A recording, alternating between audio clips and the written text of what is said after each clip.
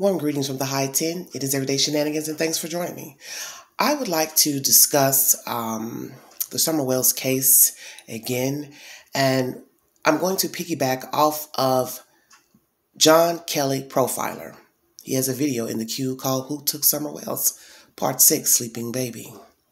I'm going to dissect and chop up everything that is mentioned in this said commentary, so feel free to go to the YTQ to check out the said video by John Kelly. I'm going to get started with the said commentary, and as I said, I will dissect everything in the commentary by Mr. John Kelly. Remember that I have said previously in my lives that everything is in the details, and this story in particular is at the beginning. The truth is at the beginning. The keys, the clues are at the beginning of the storyline. And so I'm going to start now with the said commentary. Thank you so much for joining me. This is Everyday Shenanigans. If you want to donate to the channel, $ Beganji 129 Cash App. Thank you. To start things off, did they ever figure out whether Summer changed into her bathing suit at the house, or if there was another set of clothes?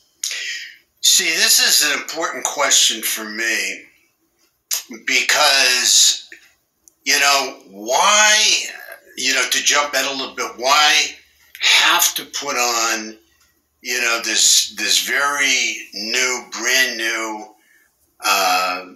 first day of school outfit that was being saved for her first formal day in school. How come that had to be put on, or why didn't we have other clothes? So let me bring it back. And looking at your question, did we ever find out if she had clothes or didn't have clothes or what? From what we understand, based on what Candace said that Summer put on her bathing suit at home. Okay, that she put on the bathing suit at home. All right, so what bothers me is, okay, so you put the bathing suit on your daughter, you're going off, you're going swimming. I mean, look, everybody does these things different. There's no crime here. But now you're going off to the pond, or the swimming hole, now you're going swimming, and you come out of the water, it's going to be wet. So do you have another set of clothes to put on when you take the bathing suit off? Drier clothes? And it seems not. It seems that wasn't thought about, that after she came out of the swimming hole that she sat on a pillow or something in the truck, and then she started to talk about being cold, and then they put on her brand new suit. Very, very beautiful, cute little suit. Cute as a doll in it. But the young man turns around and says, no. Summer's bathing suit was put on at our house. She was changed at our house. Okay, so if she was put into the bathing suit at the young man's house, what this tells me is then there was a set of clothes. And if there was a set of clothes, again, we don't know who's right, who's wrong here between Summer and the young man. It keeps going back and forth on a couple of different things that we will be looking at later. But these are just a couple today. But if she changed into a bathing suit at the young man's house, that means she did have a separate set of clothes. And if she did have a separate set of clothes, why, when she came to the swimming pool, did she not go back into those clothes? Why did they have to open up and put her into the new suit, the special pair of clothes, the new outfit that was for that special day, the first day of school? Okay? I would like to stop there. Very valid point. If you have followed this case thoroughly and followed everything by TBI, said information, Chris Madonna, Boy H, Candy, all the participants who have given commentary pertaining to the bathing suit, the events of that said day. it was said that the child changed into the bathing suit at the house by Boy H. Now, why would he lie about that? If one wants to say that he is not telling the whole truth, why would a 15-year-old lie about the child being changed at his house? So that means in order for her to be changed at the house, if we are to believe what Boy H said, then that means she came in said clothes. Because naturally, she didn't show up without clothes. She had on clothes. I would assume summertime clothes because it is, or it was at that time, June. So the child came in a said clothing. But yet, as he says in this commentary, there's a difference between what Candy says and what a Boy H had said. So what is the truth? What did the child wear, first of all, to Boy H's home? Did she have a bathing suit on under her clothes already? Or did she have on summertime clothes and then changed into a bathing suit at Boy H's house? Or did she wear summertime clothes to his said house, then to the swimming hole, and then changed into, let's say, a bathing suit at the park or inside of a car? Where was she changed, actually? Was she already wearing a bathing suit underneath her clothes? 1. Did she change into a bathing suit at Boy H's house? 2. And 3. Did she change into a bathing suit at the swimming hole? And yes, the bingo card. Why did she put on a long sleeve jacket, zip-up jacket, as everyone has seen in the said video, and long pants, allegedly first day of school clothes, which we already know school would have started in late summer, possibly early August or mid-August. This is June 15th, allegedly. So 1, were these clothes already inside of the car? 2, were the clothes brought and put in the car just for June 15th? And 3, why change the child into these said clothes if she came originally into the car with possibly a shirt and shorts on? Why would you change her, Candace, into a long sleeve jacket and pants? Because that makes no sense. Now, one could say she was cold, because I believe that was mentioned. She gets cold easily. So you put her in the long sleeve and pants. But we also had heard commentary that you don't like air conditioning in the car. So therefore, she would have warmed up fast because there's no air conditioning allegedly running. Stay woke. Everything is in the details. And I do believe this commentary is spot on because this is at the beginning of the story of June 15th. What is the issue with the clothing? Were these clothes brought to the car deliberately in the SUV? Were they already in the SUV, the zip-up jacket and pants? And where were the clothes that the child originally wore when she got into the vehicle? Because we later learned from TBI, Miss Earhart, that the child was wearing shorts and shirt and possibly no shoes when she went missing. So what is the truth? Thank you for joining me. This is Everyday Shenanigans. And you'll see where I'm going with this. And you'll see why this is important to me. Go ahead. Okay. Kind of taking a step forward here.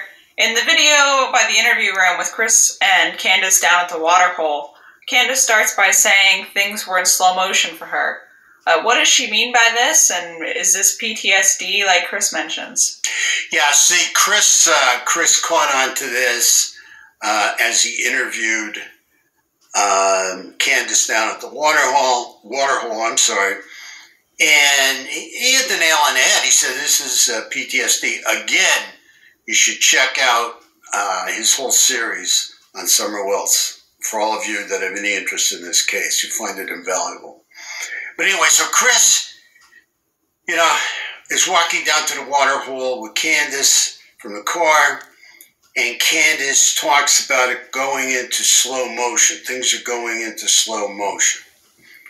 Now, at this point in time, Chris, later brings out, well, this is kind of a symptom of PTSD, okay?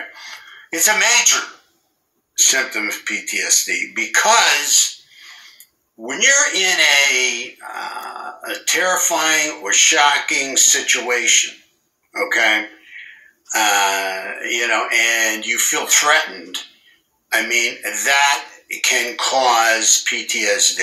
All right. I will tell you from a personal viewpoint, and it's also in my book, that, when you're in a life-threatening situation, especially, things slow down. I mean, your cells become completely alive. The hairs on your body stand up. I mean, you are 200,000 times more present and more alert than you've ever been in your life, because there is some kind of shocking, threatening, emotional event, maybe even life-threatening, that is causing this post-traumatic stress, this trauma. Okay? So now, when Chris goes back to the waterhole with Candace, Candace is on her way down to the waterhole with Chris, and this is strictly my opinion. Let me just tell you, it's my opinion on this, nobody else's. When they're walking down to the waterhole, she's triggered. See, the one thing about post-traumatic stress is that anything can trigger you. You have subconscious triggers and you have conscious triggers. Something triggered her on the way down. What she saw, the water, the questions about the young man, questions about grandma, everything, the whole area, the layout of the area. They were the very visual triggers that probably set her off, just being there.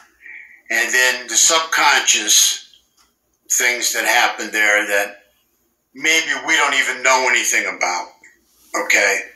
But usually when this takes place, when you go into slow motion mode after a traumatic event, it means there was some kind of shocking, terrifying situation, maybe even life-threatening, that caused you to have this trauma, okay?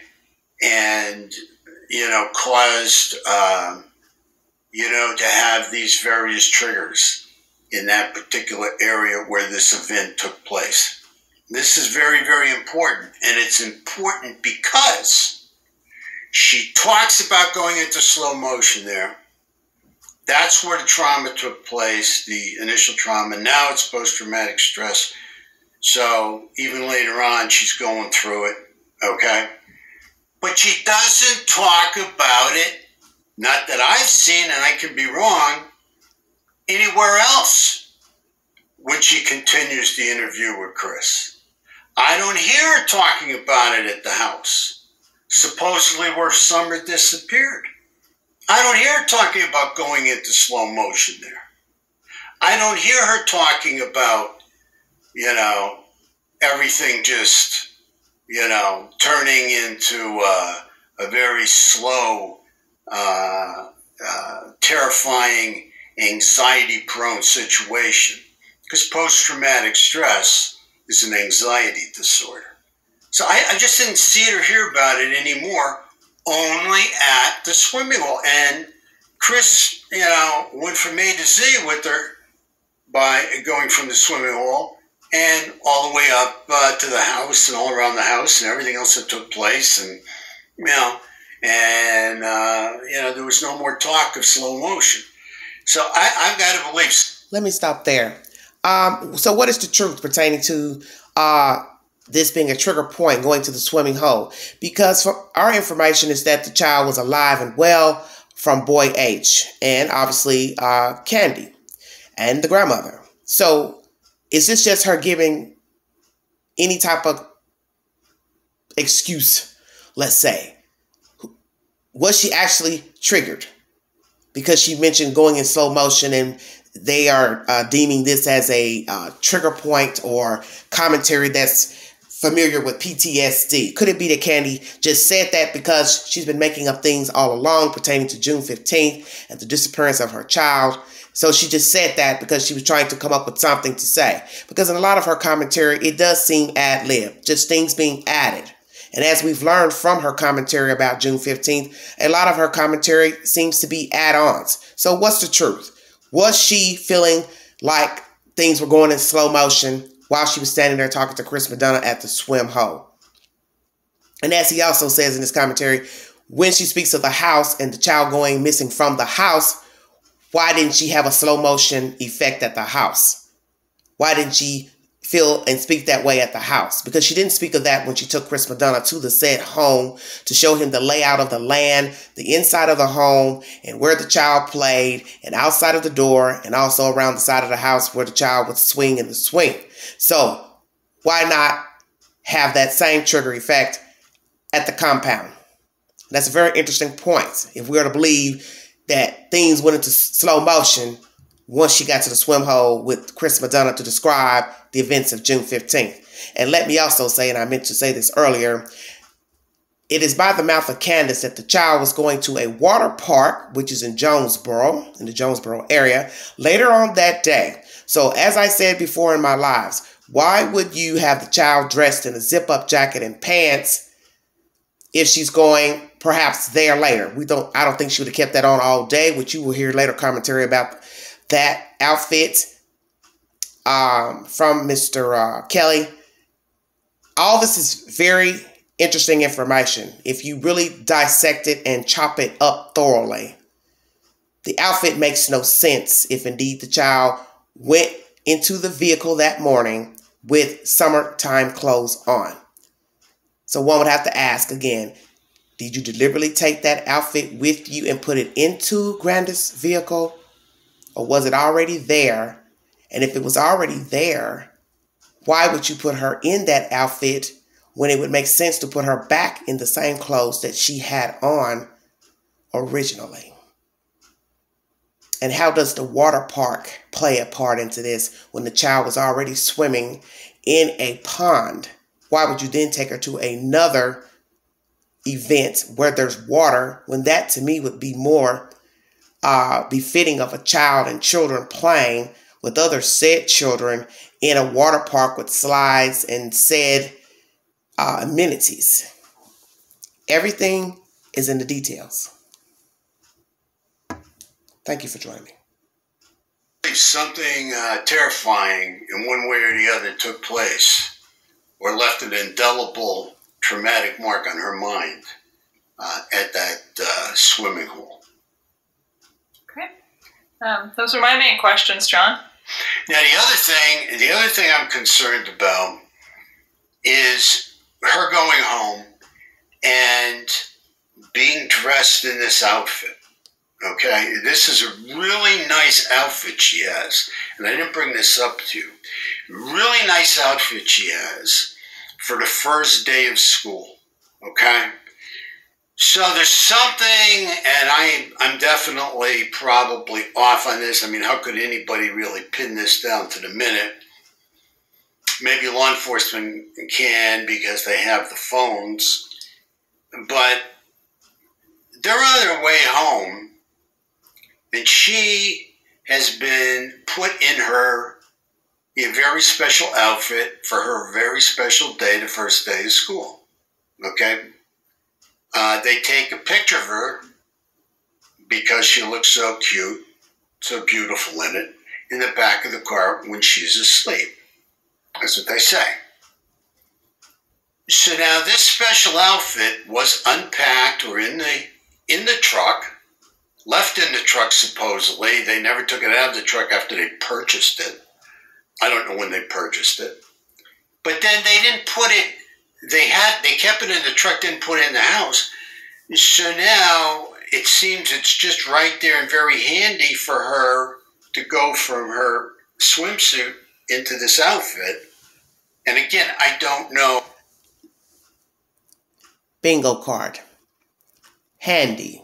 Was it handy, or was it orchestrated to put the said outfit in the vehicle on the morning of June 15th? Everything is in the details. It is interesting that he uses that word, handy, to have that said outfit, which would be very warm to wear in the month of June in Tennessee, when the weather was at least 80 degrees on that said day, 2021.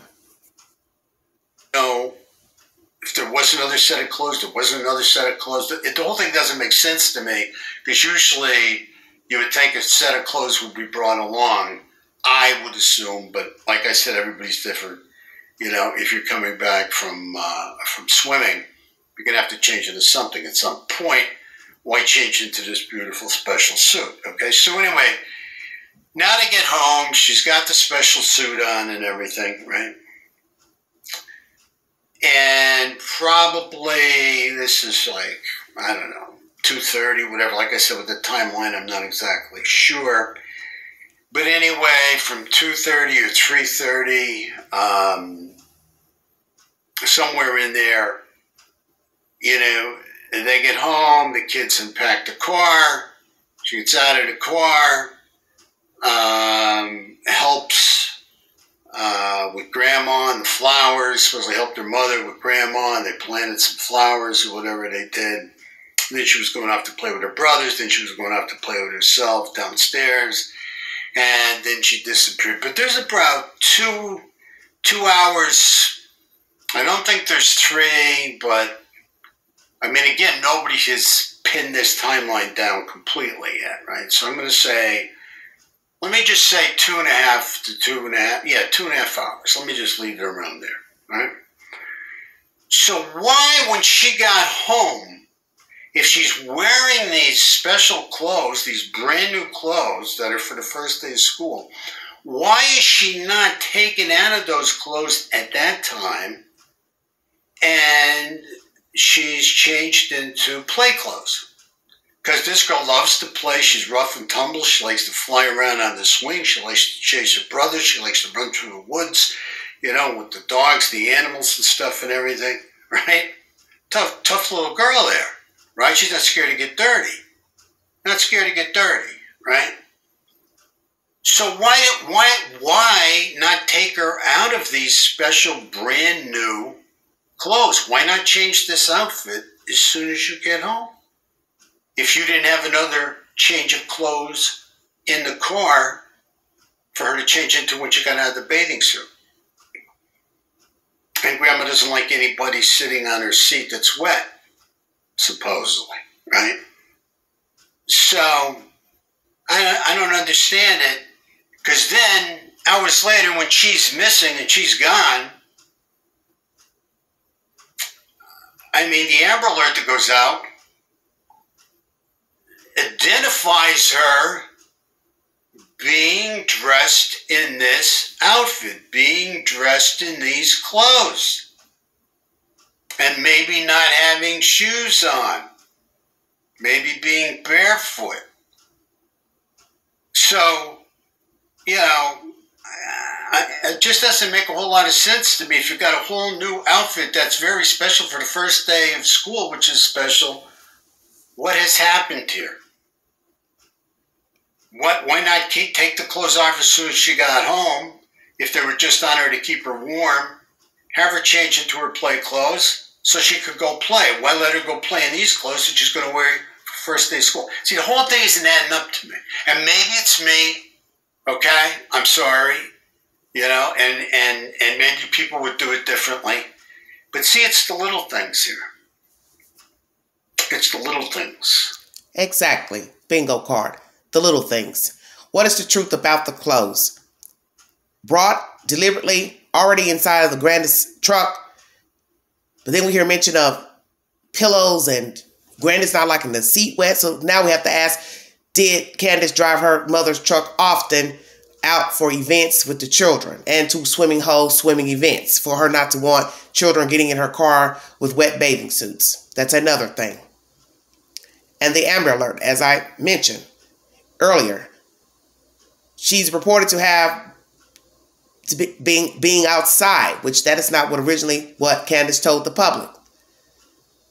They're alleging she got abducted from inside of a house Then it changes to the Amber Alert being said outside, possibly with no shoes. So what's the truth? And as he says about the outfit, why would she be outside in that same outfit running around playing? Because then we know she would be hot in a zip-up outfit, zipped all the way up to the neck, and pants on with no shoes. So what happened after this video was taken? Was she changed out of those clothes? Was she actually driven home to the house? Was she taken into the house? Did she go inside of the house? Did she actually go missing from inside of the house? Or did she go missing from outside of the home? What was she actually wearing? If she actually made it home? See, this is where the problem lies. The outfits, the bathing suit, and this zip-up outfit with the jacket and the pants. One could question, was this a send-off in the outfit? Who's to say? Because it does not add up, the outfit and the Amber Alert. And let's also go back to the picture of what the child looked like in the TBI poster. That is a picture of Summer Wells younger with the red hair bow and red dress. That is not how she actually looked when she went missing. I think most of us know that.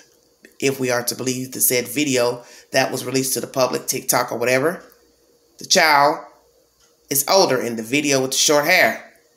Now, the picture of her on the poster for TBI, she's younger. Why would you even give that photograph, Candace and Don, to TBI and law officials when you know that is not how your child looked on that day, June 15th? See, everything is in the details. Thank you for joining me. This is Everyday Shenanigans. And the powers of the questions.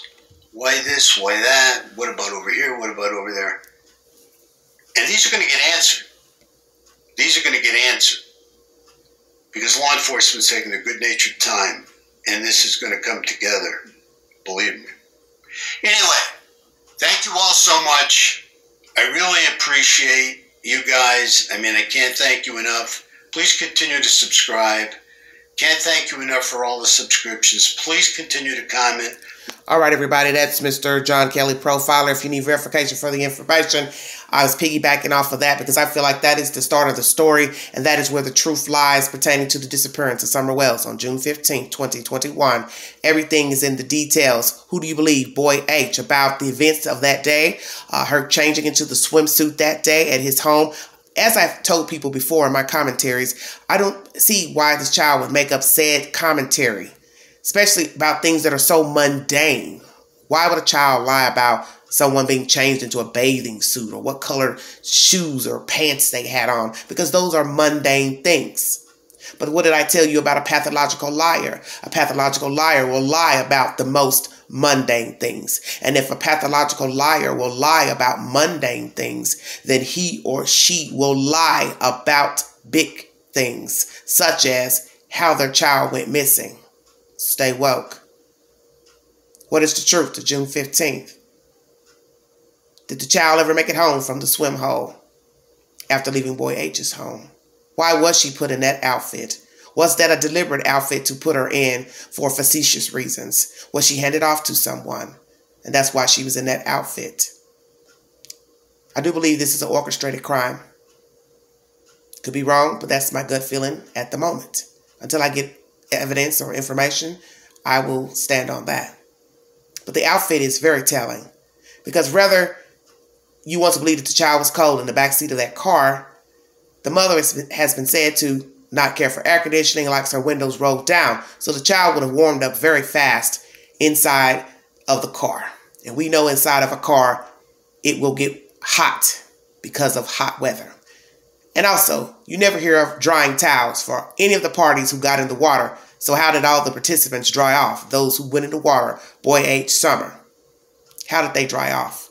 And who would also put a wet bathing suit into dry clothes? That would still seem uncomfortable to be still wearing a wet bathing suit and put into dry clothing.